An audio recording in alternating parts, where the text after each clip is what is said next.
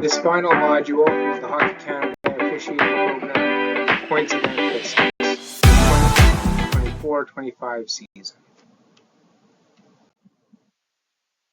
In this module, we'll focus on changes to rules that support the safety of all participants and the enjoyment of fair and safe hockey game. So we'll look at the rule changes for this year, touch on the dressing room etiquette.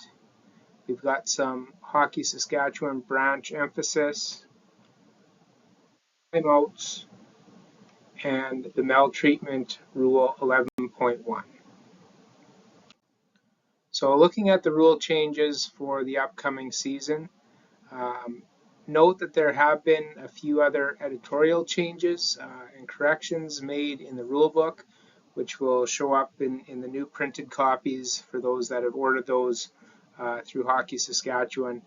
And once you get the updated Hockey Canada Rulebook app, those will be in there. But for the purpose of this module, we're just going to look at the changes to the rules and how they're applied to the gameplay. So Rule 2.2, the new rule reads, teams may have a maximum of 20 players in uniform for any game, up to 18 skaters and 2 goaltenders.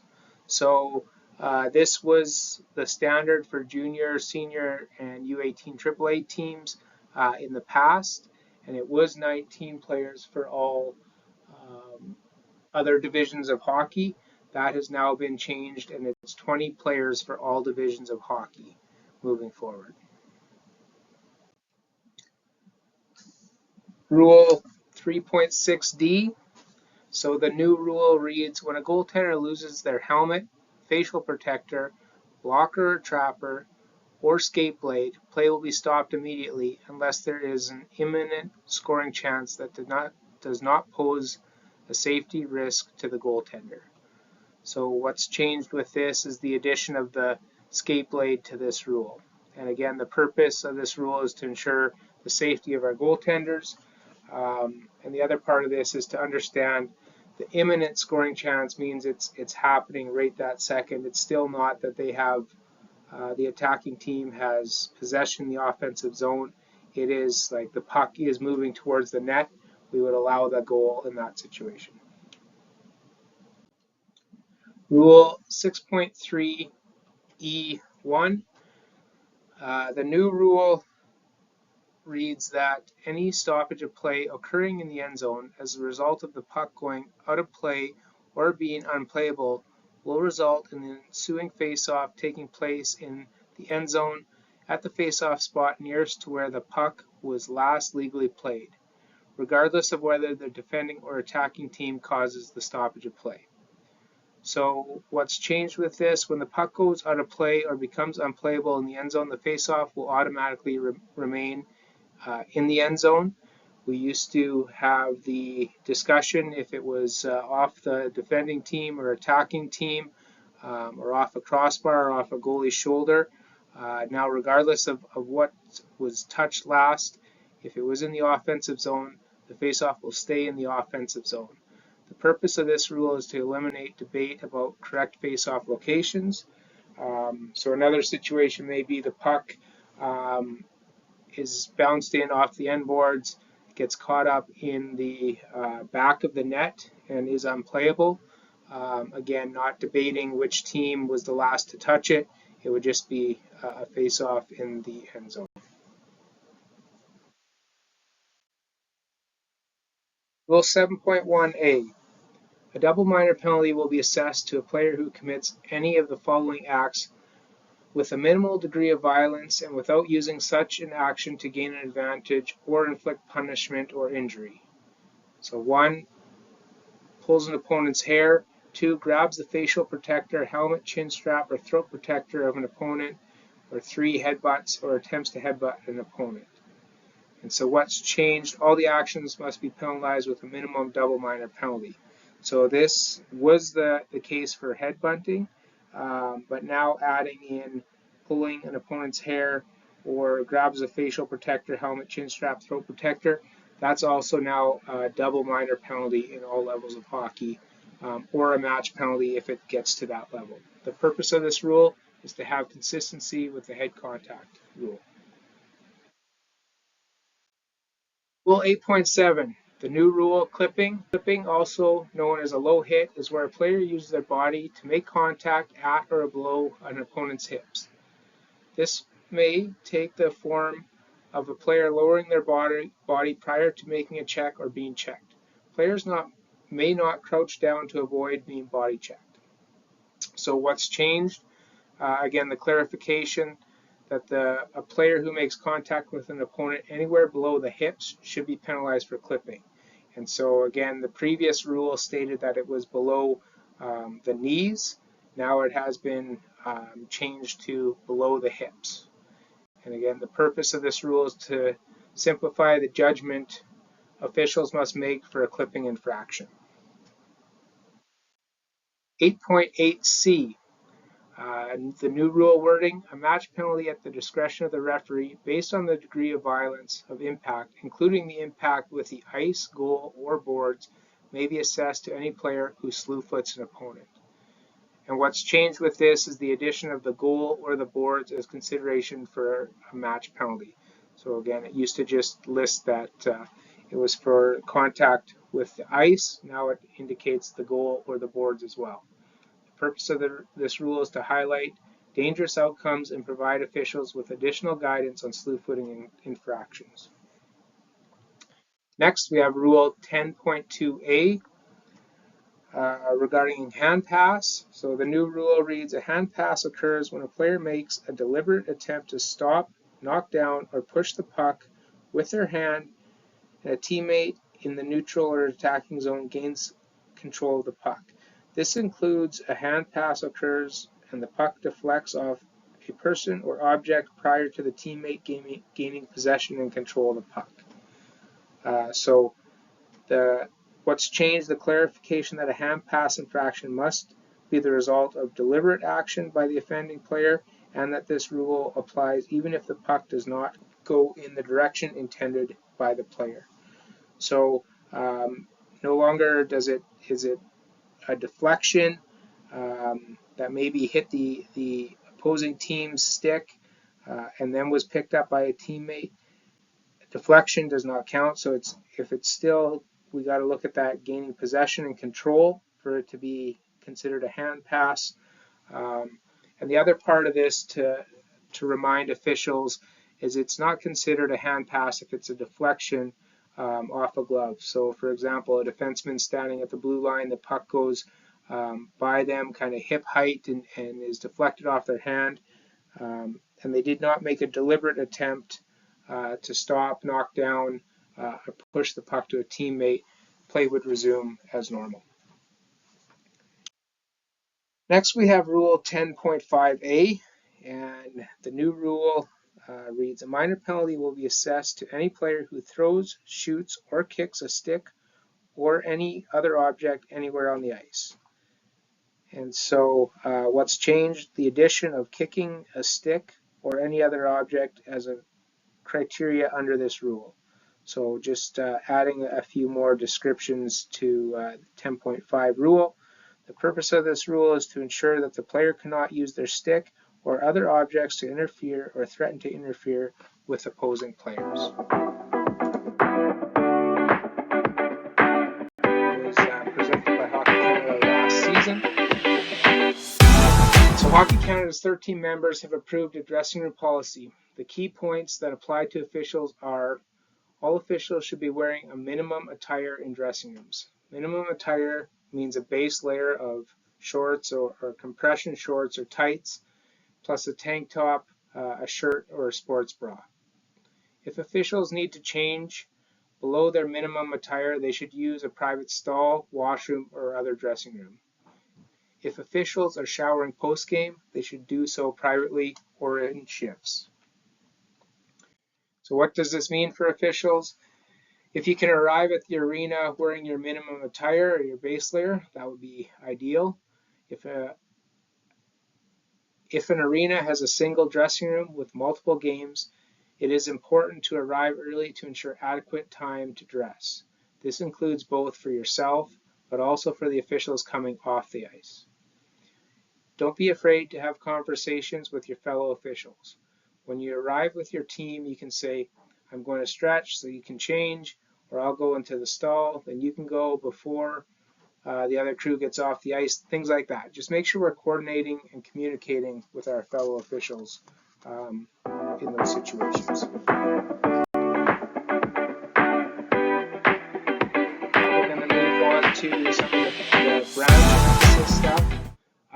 And so just a quick review of the high sticking, which we've recently just talked about, kind of putting everything under the same umbrella for all junior levels of hockey.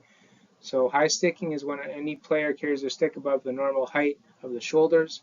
A high sticking penalty may be assessed regardless of whether or not contact occurs.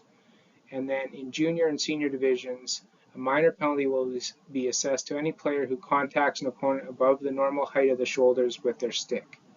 At the discretion of the referee, a double minor penalty may be assessed for an accidental high stick with a minimal degree of violence that causes injury. And then continuing on that 9.5b, no major penalty may be assessed for high sticking. Any high sticking infraction that warrants a major penalty, whether for a degree of violence or injury, should be penalized under 7.7b, which would be head contact. 9.5c, there's no match penalty. Again, along the same guidelines that a high sticking major or match penalty would be considered a head contact penalty. And again, we have no misconduct or no game misconduct penalty with the high sticking infraction. Interpretation 1 of Rule 9.5. So players are responsible for their stick at all times. In junior and senior divisions, where a player high sticks the puck and then on the follow through hits an opposing player above the shoulder and no injury has resulted, assess a minor penalty for high sticking. This interpretation would also apply on the follow-through of shooting or passing the puck.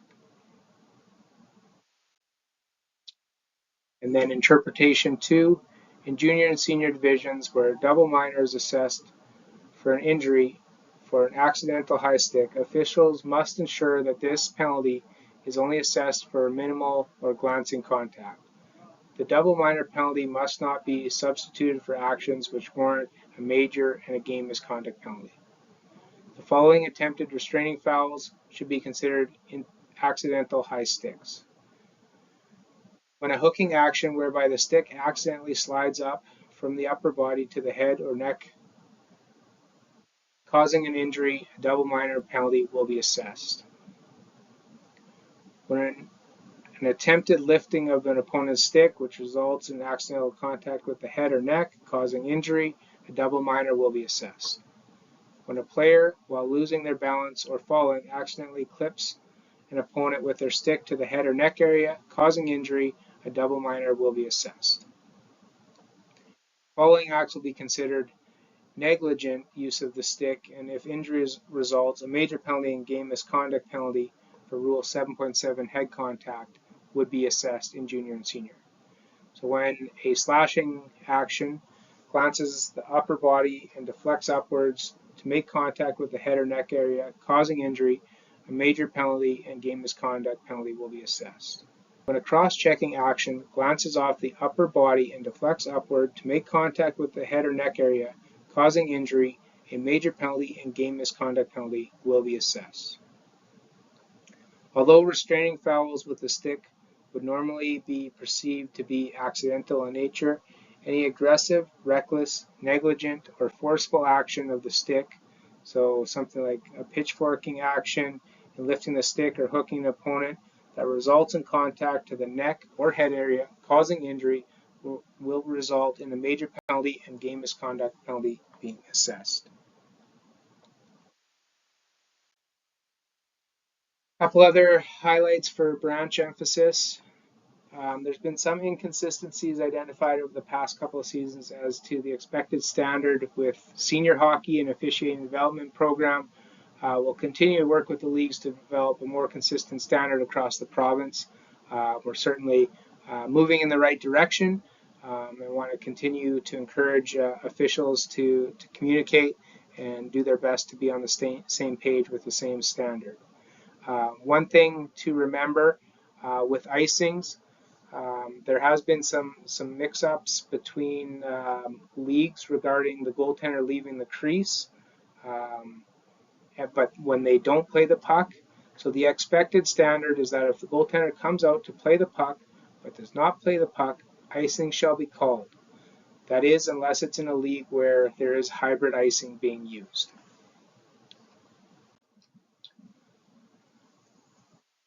The Hockey Canada Rulebook reference Rule 3.9A regarding penalties for players not wearing tie downs in junior and senior hockey who do not get in a fight. Hockey Saskatchewan, along with the Officiating Development Program, reviewed this rule a couple years ago, and just want to highlight and emphasize it again that we've made the following amendment. Senior, Junior B, and Junior C teams are not required to wear tie downs. No penalty will be assessed to a player who gets into a fight in those categories of hockey for not having tie downs on their jersey. However, should a player's arm come out of their jersey while fighting and they do not stop immediately, they may be assessed an additional minor penalty as the aggressor. Another highlight here, the Hockey Canada Rulebook does not reference a 10.4D regarding a misconduct penalty for a player leaving the bench. However, Hockey Saskatchewan, along with the Officiating Development Program, reviewed this rule and have made the following amendment. A misconduct penalty shall be assessed for a player leaving the player's bench if no fighting major is assessed or the player is cut off and turned around before entering or starting an altercation. And finally, just a clarification on something that was in the previous rule book, and just to ensure that officials are aware of the wording and the way to enforce this rule. And so we're looking at 8.5 interference with the goaltender, which states goal crease area. Unless the puck is in the goal crease area, a player of the attacking team may not stand in the goal crease. If the puck should enter the net while in such conditions prevail, the goal will not be allowed. However, if an attacking player is in the goal crease but does not interfere with the goaltender, and another attacking player who is outside the crease scores the goal will be allowed, provided that the player who is in the goal crease does not attempt to play the puck, interfere with the play, or obstruct the goaltender's view or movements. Therefore, it would be reasonable for a referee to judge that a situation may warrant disallowing a goal under this rule without assessing an attacking player a penalty.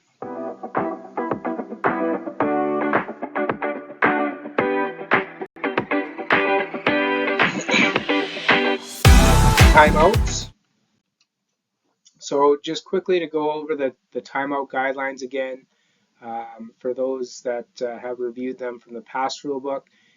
Each team may have a 30-second timeout per game. This includes any overtime. Both teams may take their timeout during the same stoppage of play. All players, including the goaltenders, may go to their respective benches during the timeout. The referee must advise the timekeeper of the timeout, and the timekeeper will indicate when the timeout is over. The referee shall allow the calling of a timeout after a stoppage of play at any time up to the point the official blows the whistle to initiate the face-off procedure. Subsequent to the timeout, the line change procedure shall commence. And just some guidelines around timeout. Any player designated by the coach may indicate to the referee that their team is exercising their timeout. So again, it doesn't have to be the coach or a captain. It can be any player on the team. Both teams may take their respective timeouts during the same stoppage of play. However, once a team is called the timeout, the second team must indicate its intentions to take a timeout during the same stoppage of play before the initial 30 seconds are over.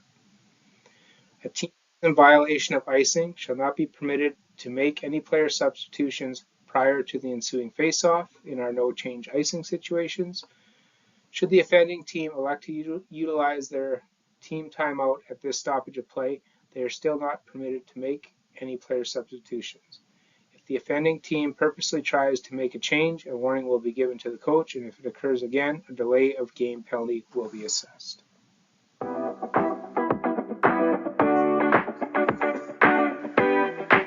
Moving on to maltreatment, focus of Rule 11.1. So officials from coast to coast to coast continue to enforce maltreatment emphasis. Thank you to all of you for your commitment to this point of emphasis. Officials play a crucial role in Hockey Canada's belief that every person should have a positive experience in hockey. This season, we are placing increased focus on Rule 11.1, on sportsmanlike conduct, and asking officials to be more diligent about assessing penalties. So why is the focus on Rule 11.1?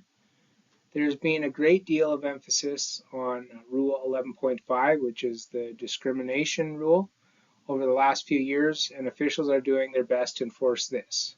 But we need to improve our enforcement of Rule 11.1 on sportsmanlike conduct. Frequently, we see instances of unsportsmanlike conduct escalate into abusive or discriminatory behavior. So we need to draw the line so they don't cross it.